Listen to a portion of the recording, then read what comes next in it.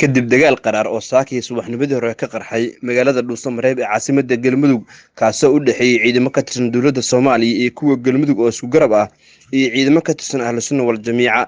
Dagaalka ayaa waxaa soo qaaday ciidamo ka tirsan Ahlus Sunna wal Jamiica fadhigooduna uu yahay Bohol.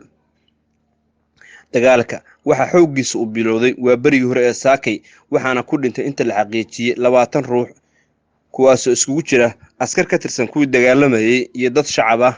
isbitaalada waaweyn ee ku yaala magaalada caasimadda Galmudug ee Dhuusamareeb waxay la circiraysaa dhaawacyadii saaki ka dhashay dagaalkii cuslaa ee saaki oo Jimcaha ka qarxay magaalada Dhuusamareeb ee caasimadda Galmudug.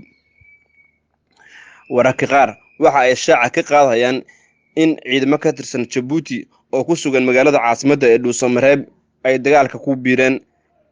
waxaa jira saraakiil aan la xiriirnay balse nooma suurtoobin. wasiirka wasaaradda warfaafinta Galmudug Axmed Shire Falagle oo la hadlay idaacadaha magaalada Dhuusamareeb waxa uu shaaca ka qaaday in dagaalka ay ku soo qaadeen ciidamada Ahlus Sunna wal Jamiica isagoo dhanka kale eedayn kul u jeediyay mas'uuliyiinta Ahlus Sunna wal Jamiica. dhinaca kale magaalada Dhuusamareeb waxa maanta ka jiray qax waxaana dadka shacabka ay u qaxeen dowladka magaalada caasimadda ah. dagaalka intii uu socday waxa uu sidoo kale istaagay ganacsigii weynaa ee magaalada waxaana jira baaqiyo markaasi ku aadan kuwaasoo ay dirayaan dowladda federaalka ee Soomaaliya iyo Galmudug kaasoo ku aadan sidii loo joojin lahaa dagaalka culus ee xilligan ka jira magaalada Dhuusamareeb.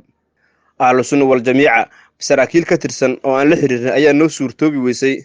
maahan dagaalkii ugu horeeyay ee maanta ku dhexmara Dhuusamareeb Galmudug iyo Ahlus Sunna. waxaa jira in sanadkani gudihiisa dhowr jeer uu ka qarxay dagaal culus magaalada Gurceel iyo magaalada Dhuusamareeb.